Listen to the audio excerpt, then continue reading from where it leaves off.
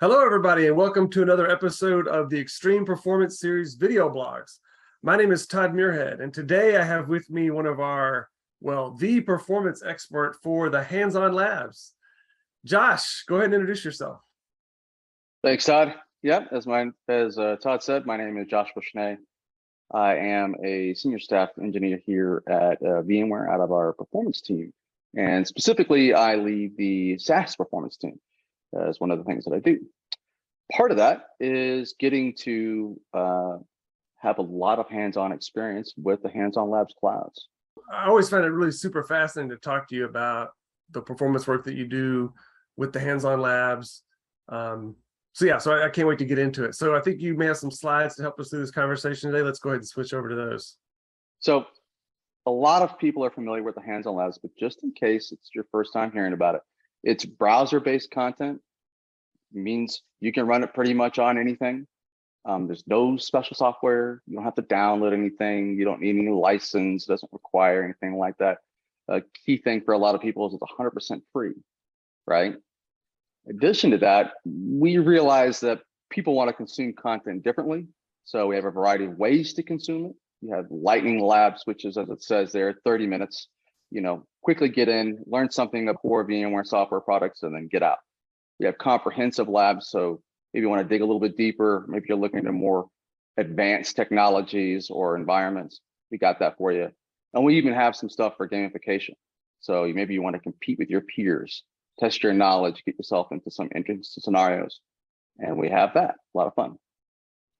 Yeah, so the hands-on labs are always super popular. I assume they will be again this year at VMware Explore. As a matter of fact, I would bet most people watching this video, if they're fans of VMware, they've probably taken at least one hands-on lab at some point. And like you said, they're all free, and you can take them online whenever you'd like. So it's really cool stuff. Yeah, it's 24 by 7, 365. A lot of the new content comes out at an event like VMware Explore, but you'll be able to get it shortly thereafter. What kind of new stuff is going to be going on with the labs this year? I'm glad you asked. I actually have a slide for that. This year, we have some really cool stuff.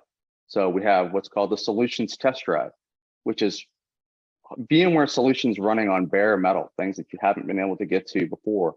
We'll have several of these, so you'll get to try some of this groundbreaking hardware and software solutions. A lot of what you've seen in the past, so self-paced labs, right, which are labs that you take at your own pace. But now we have them grouped in theaters so that they're grouped with similarly like content together, right? So if you're interested in multi-cloud or software solutions for customers, et cetera, these things will be there. You'll be able to get into the room. You'll be able to get with the subject matter experts around you. We have our command center wall, which has a lot of the monitoring and stuff that we use to maintain the environments for stuff like if you're interested in vRealize operations, log insight, et cetera, those things will be there. Yeah, it's always one of the cool places to hang out at VMware Explore over in the hands-on lab area. Lots of fun. And so, and you're usually there in the back with massive screens. People can always wave at you as they're there. Yeah, pretty much there from sun up to sundown. The pictures you see here are, visual representations of what you'll see. But one of the key things is roughly 500 stations for folks to come in and take this content. So not a small environment. Because it's this environment and because we have the software that you don't really need anything for, what we are is running really hard 4 days, right? That's how long VMware Explore is this year. We're delivering a lot of content in those 4 days. Upwards of 3,000 labs, 30,000 VMs deployed, true multi-cloud. So we have private clouds, we have public clouds, and then we have hybrid clouds like VMC on AWS. Additionally, we even run things like our .next cloud, which is unreleased versions of vSphere at load so that we can see how they're performing in advance of our customers. Yeah, I think that this diagram, and I've seen similar versions of this in the past, is super interesting because it shows a lot of the key components or aspects of how we run the hands-on labs, with the multi-cloud here highlighted, well, public and private clouds, like you said, and then some of the various components. Now, this is a super high load application that's multi-cloud for these 4 days, but it also runs, like you said, 365 as well. We don't maintain all this capacity. So we burst into a lot of these capacities, just like we teach, or, we like to tell our customers to do, we do it. And when we do it at high scale and high churn rates, when you take a lab, you don't care where that lab is running. In fact, you shouldn't be able to tell. We run geographically, located to where our customers are. We spread around the world. We're doing all of the modern data center stuff that we preach and hopefully practice very well. So Josh, as the performance guy over a lot of this infrastructure, how exactly do you go about making sure that we achieve the performance that we need, that we're bursting to the right amount of cloud infrastructure during these busy days? So myself and other members of the SaaS performance team, we have a suite of benchmarks. And I've talked about this in the past to some degree. And what we're really doing is trying to answer certain questions, right? So for us, because of our content, because of where our clouds are, and a whole bunch of other factors, we're really focusing on the networking, right? That's a key piece. 500 stations, we need to be able to handle that load, handle those latencies, et cetera. The storage is always very important because we're deploying a ton of content across a wide variety of clouds. The scale, and scale testing here is simulated user scale testing. So we actually do stuff that makes it look like real users are logging in and taking labs and doing all the things that you could do, but it's simulated users. And we want to understand that all those interfaces and all those components behave appropriately, respond like what we're expected. And then churn, right? This is a key thing for us. We have to be able to push content through the clouds. We call them labs or VApps, depending on what you want to call it. And we really have a high measure of success there. We're trying to push as many labs through the clouds as possible. So, not to mention, we also do some live user stuff to make sure that real people get their hands on it beforehand. Yeah, so it's really comprehensive. You're looking at all the different aspects that will ensure good performance with this variety of different metrics you're checking and testing against.